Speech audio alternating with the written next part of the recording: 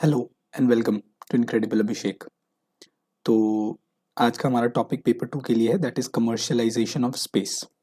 ठीक है, छोटा सा टॉपिक है, एग्जाम्पल सेंट्रिक ज़्यादा टॉपिक रहेगा। This will be example centric, है ना। क्यों इसलिए रहेगा? बिकॉज टॉपिक का एक लेवल ऑफ अंडरस्टैंडिंग है that is required, but that is not very deep. बहुत बेसिक आपको रिक्वायरमेंट है, आप बहुत आराम से सोच भी सकते हैं खुद भी। बट उस आर्ग्यूमेंट को जो कि फेवर में हो कमर्शियलाइजेशन के या अगेंस्ट में हो, उस आर्ग्यूमेंट को सब्सटेंशिएट करने के लिए यू नीड सम एग्जांपल्स। तो हम इस टॉपिक, आपको जब रिवाइज करना है इस टॉपिक को, तो एग्जाम सेंट्रिक होने के लिए आपको एग्जाम्पल सेंट्रिक होना पड़ेगा। ठीक है, तो इस बेसिस पे कमर्शियलाइजेशन ऑफ स्पेस देखते हैं। क्या है? दो वर्ड है, कमर्शियलाइजेशन, स्पेस। कमर्शियलाइजेशन का मतलब क्या होता है कि यूजिंग फॉर फाइनेंशियल प्रॉफिट्स। किसी भी चीज को अगर आप कमर्शियल पर्पज से यूज कर रहे हैं, इसका मतलब है आप प्रॉफिट या फाइनेंशियल गेन देखना चाहते हैं उसमें। ठीक है, तो स्पेस सेक्टर में प्राइवेट कंपनीज के थ्रू या फिर कभी कभी गवर्नमेंट कंपनीज के भी थ्रू अगर उसमें कमर्शियलाइजेशन हो रहा है, यानी उसको कॉमर्स की तरह यूज किया जा रहा है, उसको प्रॉफिट के लिए यूज किया जा रहा है, तो that becomes commercialisation of space. Generally जो हिस्टोरिकली जो स्पेस सेक्टर है वो गवर्नमेंट एजेंसीज द्वारा डोमिनेटेड है, जैसे NASA, ISRO, Roscosmos, JAXA, ESA, सब अलग अलग कंट्रीज के। उसमें प्राइवेट कंपनीज का entry is commercialisation of space. ठीक है, तो ये बेसिक एक चीज हो गई। हिस्टोरिकल बैकग्राउंड ये दिया हुआ है comparatively, but you need to understand few things कि हिस्टोरिकल बैकग्राउंड का क्या कंटेक्स्ट है, और हर जगह मैंने ट्राई किया है कि एग्जाम्पल जो है जितना हो सके उतना इंक्लूड किया जाए, है ना। तो अब इसमें क्या है, हिस्टोरिकली क्या था कि इनिशियली जब 1945 के बाद, 1945 में वर्ल्ड वॉर टू जो है वो एंड हुआ, और ये ऑल्सो डीकोलोनाइजेशन का फेज था।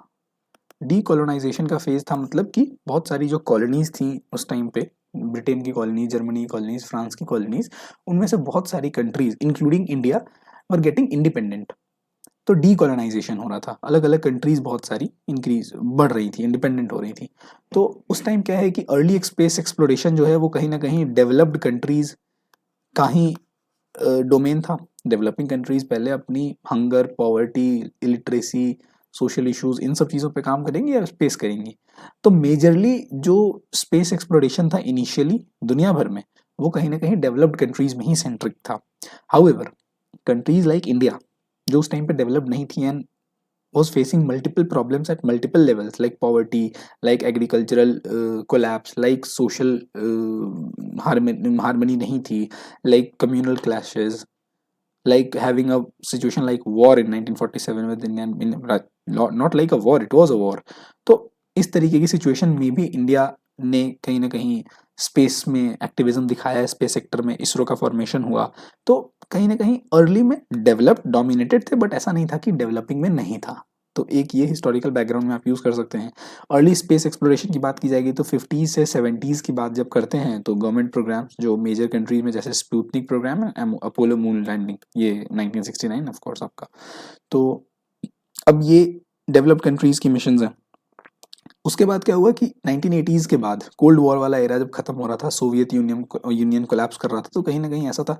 कोल्ड वॉर में क्या हुआ था, तो कोल्ड वॉर में क्या होता था कि एक तरीके से स्पेस वॉर भी होता था, है ना। किसके किसके बीच में? US and USSR, America and Russia, which we call normally.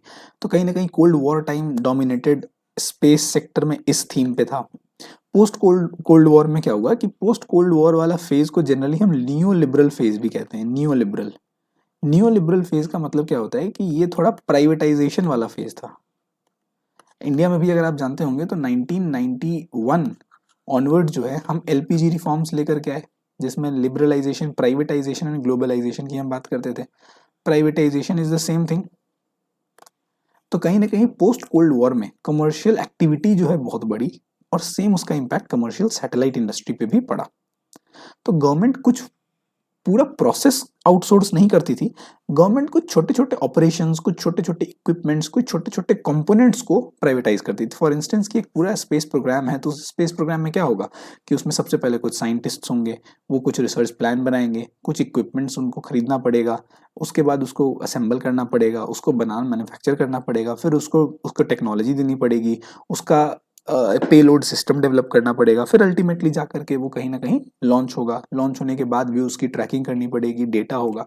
तो ये सारा जो प्रोसेस है, इसमें से कुछ प्रोसेस को वो हो सकता था गवर्नमेंट इस पोस्ट कोल्ड वॉर एरा में, न्यू लिबरल एरा में आउटसोर्स कर देती है प्राइवेट कंपनी से। फॉर इंस्टेंस कि गवर्नमेंट करती थी कि सारा काम हम करेंगे, हम भेजेंगे सब, बट अल्टीमेटली वहां से जो डेटा रिसीव होगा ना, तो वो जो डेटा जिस सर्वर पे सेव होगा, जो डेटा जिस सर्वर पे सेव होगा, या फिर जो डेटा हम रिसीव करेंगे, तो जो बीच में इंटरप्रेटर होगा उस डेटा का, that will be a private entity.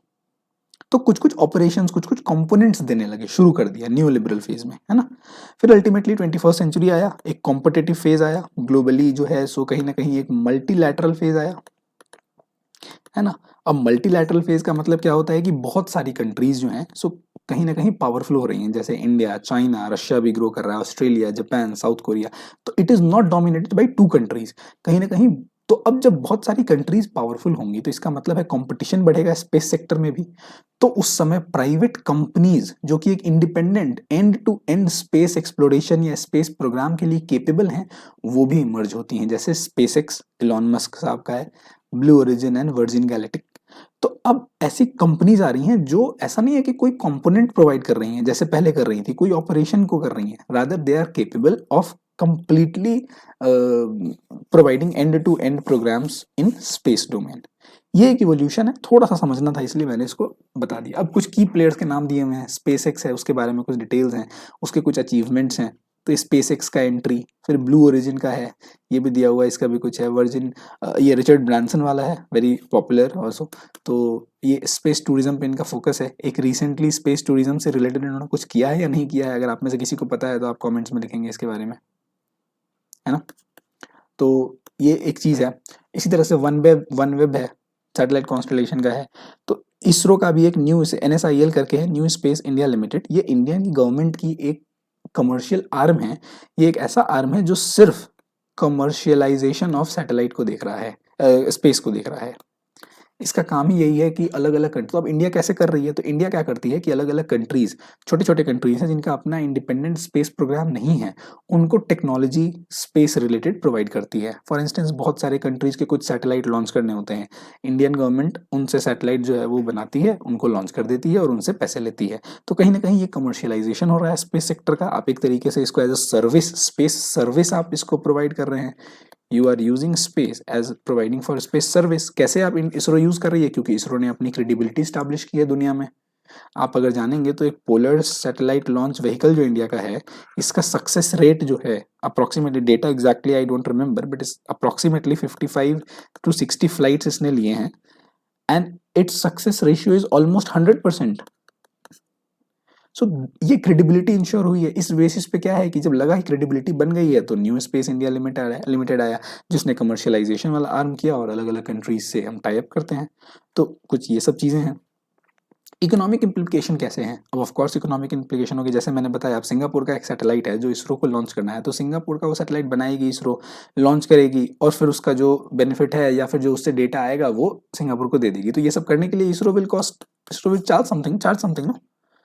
दूसरी चीज क्या आ गई है कि जब प्राइवेट कंपनीज का एंट्री हुआ, तो रिसर्च एंड डेवलपमेंट जो होता है वो गवर्नमेंट से तो ज्यादा प्राइवेट कर सकती है, बिकॉज गवर्नमेंट के पास क्या है कि उसका जो बजटरी एलोकेशन है, जो बजटरी उसके पास रिसीवल है, उसमें से they have to spend on multiple sectors, for social welfare, for poverty alleviation, for hunger mitigation, इन सब चीजों के लिए उनको यूज करना है। तो अल्टीमेटली व्हाट हैपेंस कि if they have to use it in these domain which are very important, which are very crucial, तो उसके लिए क्या होगा, तो उस वजह से रिसर्च एंड डेवलपमेंट में they will be spending less. But private companies के पास ऐसा कोई रिस्ट्रिक्शन नहीं है, they spend more on research and development so that they develop better technologies, and if they will be developing better technologies they will be benefiting. तो उन्होंने ऐसे कर करके रीयूजेबल रॉकेट्स भी बनाए हैं। ये जैसे कि एक रॉकेट है, ये जाएगा सैटेलाइट को वहां करके, और it will come back, so that it's the same rocket can be used again. तो कॉस्ट कम हुआ, प्रॉफिटेबिलिटी आई, है ना। तो ये कहीं ना कहीं बात आ जाती है इसमें। अब आती है आगे की बात। आगे की बात क्या है इसमें? अब प्राइवेट सेक्टर भी अगर आ जाएगा तो पहले स्पेस सेक्टर में सिर्फ और सिर्फ गवर्नमेंट एक जॉब प्रोवाइडर था, बट उसके बाद क्या होगा? अब प्राइवेट सेक्टर भी हो गया जॉब प्रोवाइडर। अलग अलग मार्केट बहुत डेवलप हो रहे हैं, सबके एग्जांपल्स यहाँ पे डेवलप्ड हैं, सबके एग्जांपल्स यहाँ पे दिए हुए हैं, वो आप आराम से उसको याद करेंगे so that you are able to substantiate your point. तो ये कहीं ना कहीं चीज़ें शुरू हो गई, टेक्नोलॉजिकल इनोवेशन आएगी, जैसे रिसर्च एंड डेवलपमेंट बढ़ेगा तो टेक्नोलॉजी पे इनोवेट ज़्यादा बेटर करेंगे, उसके भी एग्जाम्पल्स हैं कुछ कुछ। तो बहुत सारे ऐसे इम्प्लीकेशंस हैं इसके। है क्या कि अब सिंस प्राइवेट कंपनीज आ जाएंगी तो उसको लेकर के कुछ एग्रीमेंट्स हैं, बिकॉज उनके आने के बाद प्राइवेट्स को तो रेगुलेट करना पड़ेगा ना प्राइवेट को, otherwise they might be involve in some like unethical activities. तो उनको रेगुलेट करने के लिए क्या हम करते हैं? उनको रेगुलेट करने के लिए कुछ फ्रेमवर्क्स हैं। आउटर स्पेस ट्रीटी है, एक मून एग्रीमेंट है of 1984। Outer space treaty is important, this is important. उसके बाद है क्या? नेशनल रेगुलेशंस हैं, यूएस का है, इंडिया का स्पेस एक्टिविटीज बिल है, ये कहीं ना कहीं है इंडिया का। एक बार आप ये भी देखना है, एक स्पेस पॉलिसी है 2023 की, स्पेस पॉलिसी। तो ये जो स्पेस पॉलिसी ऑफ 2023 है इंडिया की, इसका अल्टीमेट एम ही है कमर्शियलाइजेशन ऑफ स्पेस। तो कहीं ना कहीं countries are realising the importance of commercialisation of space and they want to reap the benefits. कुछ इंटरनेशनल कोलैबोरेशंस की बात है, आर्टेमिस अकॉर्ड जैसे, space traffic management and all. Challenges की बात करेंगे कमर्शियलाइजेशन का, तो एक चैलेंज ये होगा कि private companies are profit motive, profit driven. तो कहीं ना कहीं they are not concern more about the issues, that is अगर उनके प्रॉफिट अगर जनरेट हो रहे हैं तो they are fine, right. So this is one aspect. तो एक अलग एस्पेक्ट अब नया शुरू हो गया स्पेस डेब्री का। तो द थिंग इज, अब बहुत सारे रॉकेट सैटेलाइट्स आप यूज करते हैं, अब उसको जब स्पेस में जाते हैं तो इट इज क्रिएटिंग स्पेस में गार्बेज, स्पेस में कचरा। तो व्हाट हैपेंस, उसके बाद होता क्या है कि अगर ऐसा होगा तो humans are basically polluting the अर्थ।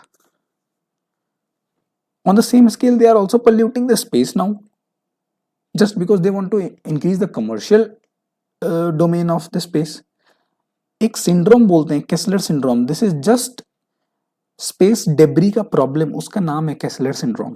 ये सब टर्म आप यूज कर सकते हैं। तो स्पेस डेब्री को हम बोल सकते हैं, स्पेस डेब्री का चैलेंजेस है, रेगुलेटरी हर्डल्स हैं। अगर रेगुलेशन फेल होगा या फिर वीक होगा रेगुलेशन तो व्हाट विल हैपन?